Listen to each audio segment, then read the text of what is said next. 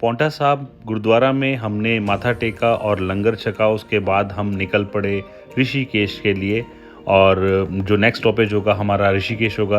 अब हम हिमाचल को छोड़कर उत्तराखंड में जा रहे हैं और अभी हम ये यमुना नदी को क्रॉस कर रहे हैं। यमुना नदी को क्रॉस करके हम उत्तराखंड में प्रवेश करने वाले हैं।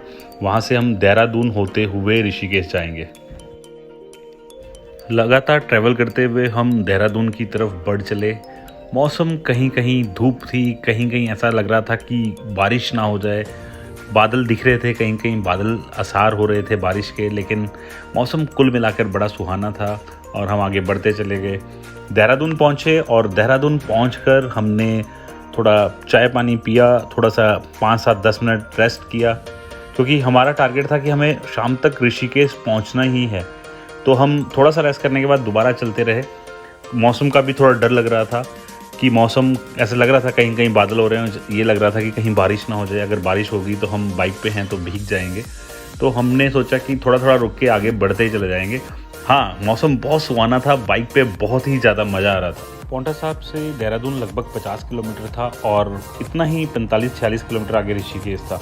लेकिन जैसे ही हमने देहरादून से ऋषिकेश की तरफ ट्रैवलिंग स्टार्ट की, मौसम इतना सुंदर हो गया और नज़ारा इतना खूबसूरत था। आप देख सकते हैं कितने सुंदर बादल और चारों तरफ हरियाली। बहुत ही मज़ा आ रहा था बाइक पे। ऐसा लग रहा था कि बाइक पे आने का जो फ़ैसला हमने लिया है वो गलत नहीं है। इतना सुंदर नज़ारा था। आप देखिए कितने आसपास का दृश्य कितना सुंदर है।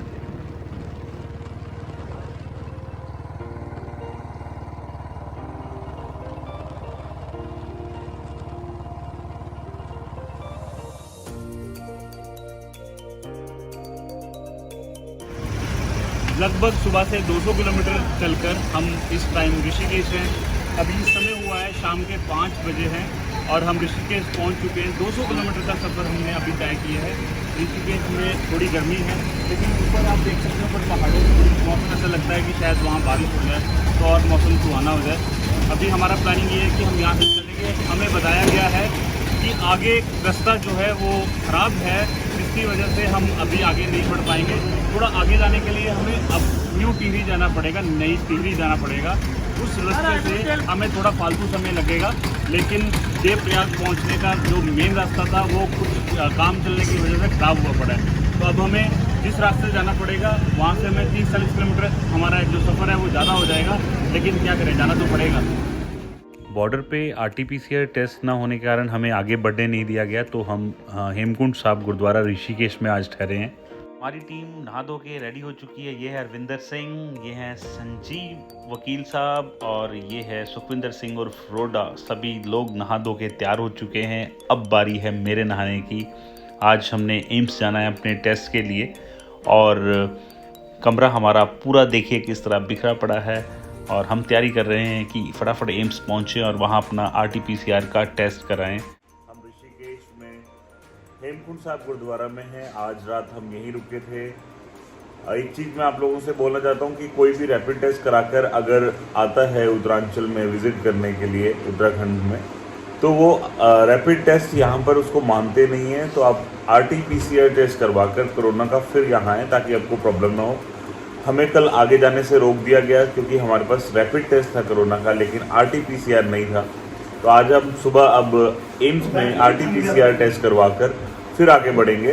तो जो लोग भी केदारनाथ, बद्रीनाथ या कहीं भी उत्तराखंड उत्तरांचल में आना चाहते हैं, इंटरस्टेट ट्रैवल करना चाहते हैं, तो इस बात का ज़रूर ध्यान रखें कि आपके पास RT-PCR टेस्ट की रिपोर्ट नेगेटिव हो, अदरवाइज़ आप जो है परेशानी का सामना कर सकते हैं।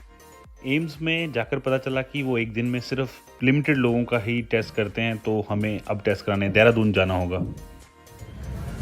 अभी हम आए हैं ऋषिकेश से वापस देहरादून अपना टेस्ट कराने, और क्योंकि हमने घर से जब चले थे यहाँ पर हमें पता था कि कोरोना का टेस्ट करा के जाना था, नेगेटिव रिपोर्ट होनी चाहिए, तो हमने रैपिड टेस्ट करवाया था जो हमारा नेगेटिव आया था।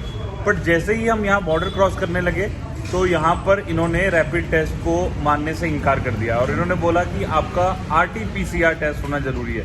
इसलिए जो भी उत्तराखंड या किसी भी अन्य स्टेट में घूमने के लिए प्लानिंग कर रहे हैं, तो आप सबसे एक ही एडवाइस करना चाहूँगा कि सिर्फ रैपिड टेस्ट के भरोसे ना रहें।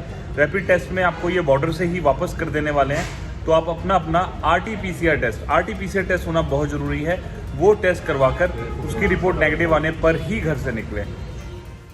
तो देहरादून में RT-PCR टेस्ट का सैंपल देने के बाद हम वाया ऋषिकेश टिहरी की तरफ चल पड़े। न्यू टिहरी जाना है हमने, क्योंकि न्यू टिहरी जाके हम स्टॉपेज करेंगे। RT-PCR की रिपोर्ट में टाइम लगता है, तो हम वहाँ से निकल पड़े। जब रिपोर्ट आएगी तब देखा जाएगा। जब हम ऋषिकेश से चले तो मौसम काफ़ी गड़बड़ वाला, यहाँ सुहाना भी कह सकते हैं, हो रहा था। बारिश के पूरे आसार लग रहे थे, बादल दिख रहे थे। हमें कहीं ना कहीं मन में एक डर भी था कि कहीं रास्ते में भीग ना जाए, क्योंकि आपको पता है कि पहाड़ों में जब आप ट्रैवल कर रहे होते तो शेल्टर कई बार आपको नहीं मिलता है। तो हमें ये डर था कि कहीं हम भीग ना जाएं। जैसे जैसे हम आगे बढ़ रहे थे, बारिश की संभावनाएं बढ़ती ही चली जा रही थी और हमें ऐसा लग रहा था कि शायद कहीं ना कहीं हम बारिश की चपेट में आ ही जाएंगे, और हमारा डर सच भी हुआ। अभी हम ऋषिकेश से निकले ही थे और जा रहे थे ऊपर की तरफ। हमने जाना था अभी चंबा से होते हुए न्यू टिहरी, लेकिन बारिश बहुत ज़्यादा आ गई है। रास्ते में हमें रुकना पड़ा है।